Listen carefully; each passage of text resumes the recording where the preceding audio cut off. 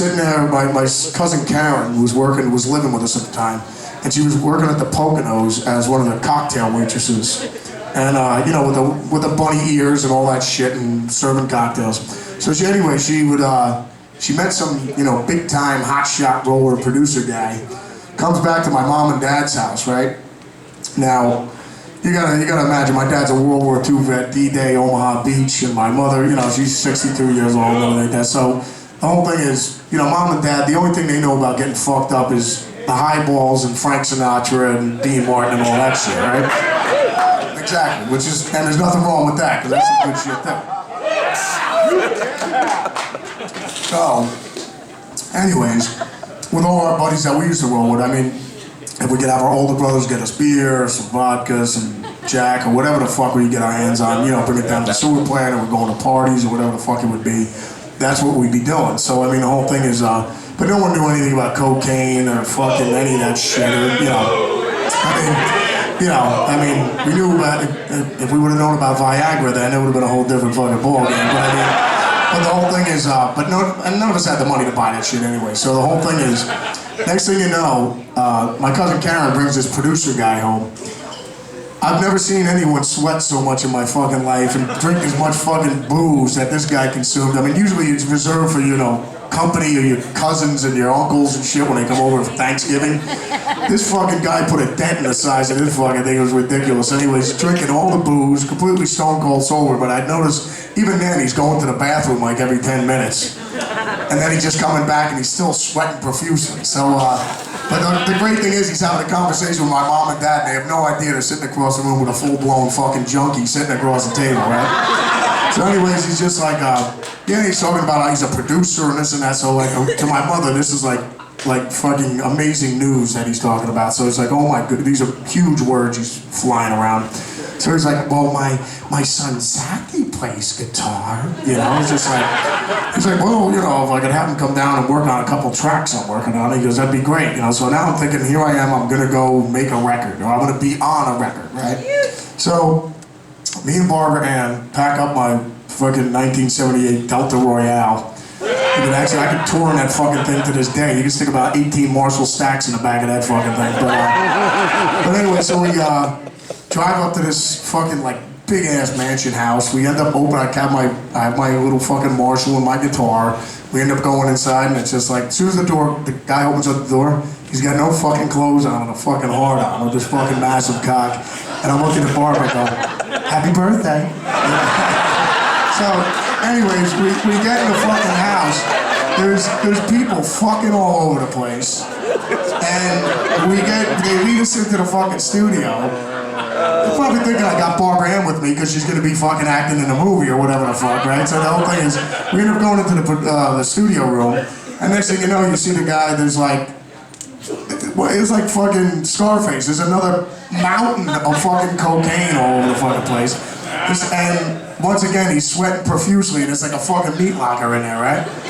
So anyways, you know, the whole thing I'm jamming, and I'm just, the only thing that's going on in the back of my head is people fucking cocking balls and pussy and tits and ass everywhere, cum flying everywhere, cocaine all over the place. I'm sitting there jamming, and I'm playing on the fucking Ginger Lynn, a porn star's fucking album. That's what I was playing on, right? And I could just see my mother at home going, oh, I'm so proud of my Zakk playing my record. Seriously. I remember this other time, you know, we were just walking around today, obviously in San Fran, you know, with the Anton LaVey with the Church of Satan and everything like that, which is out on California Street, right? Yeah, where he had the Black House and everything like that. So we were just talking about it and stuff like that. I remember when we were doing the Osmosis record. I remember, you know, and actually I had a blast. I mean, I had a great time making every one of the records, but I mean, that one in particular, I guess we stayed in Paris for like 6 weeks, and the hotel, we'd literally like walk out of here and just, you know, go bar hopping the whole fucking night and then get blasted till 8 in the morning, then get back and then just go back down to the studio and start recording somewhere, and then drinking all day again. But I mean, it was that, then we got to New York City, and then we were recording there, and it was just the same fucking thing for another 6 weeks. So I mean, it was good times were had by all. I mean, we still love you. Thank you very much.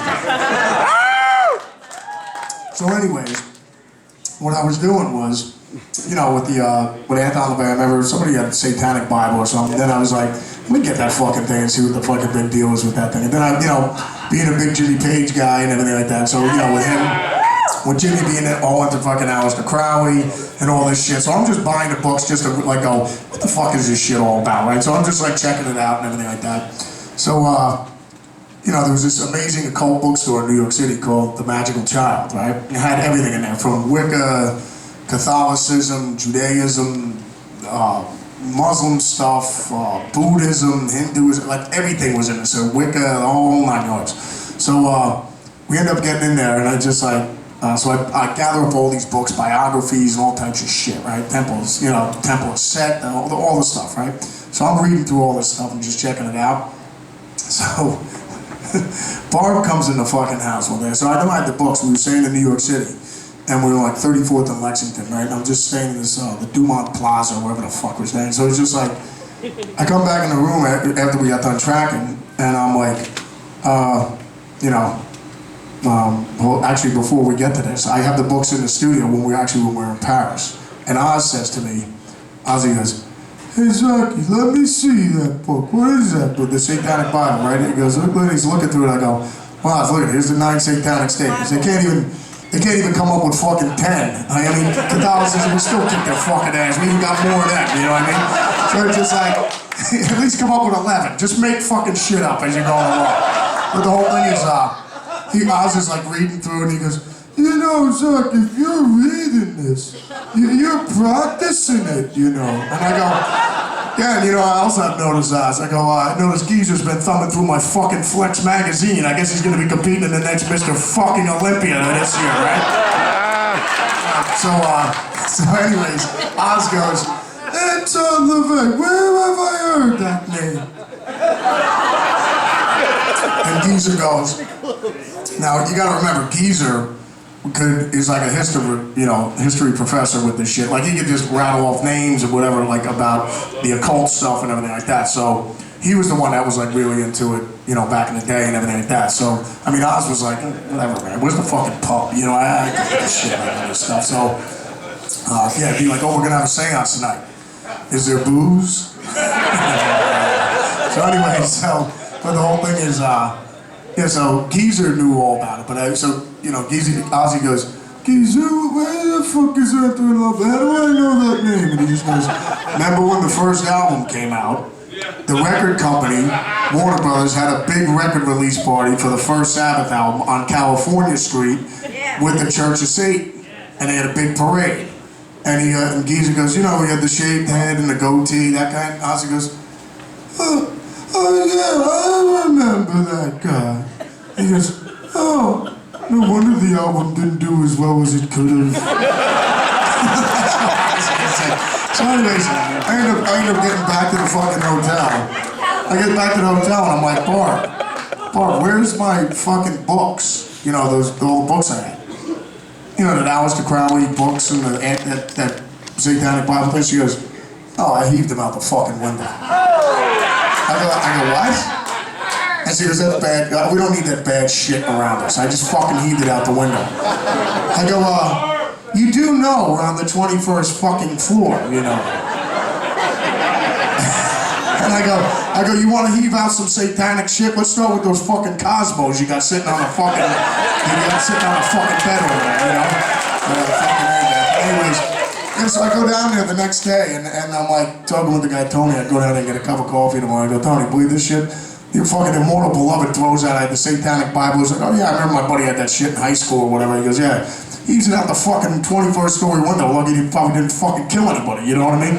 And he goes, yeah, actually, I saw that thing. It was out sitting out in front of the hotel. There's more than a tree out there. I go out there, obviously it's gone. And I come back in, I go, fucking amazing. I go, inadvertently, she's spreading fucking Satanism by fucking throwing the shit out. You know what I mean? Yeah, exactly. I can just see some guy sitting there, he's fucking unemployed, he's bankrupt, his wife just left him, he's got a drug problem. He's like, God, give me a sign, give me a sign. This fucking Satanic Bible lands in his fucking lap. Fucking, you can't make this shit up, man. Well, anyways,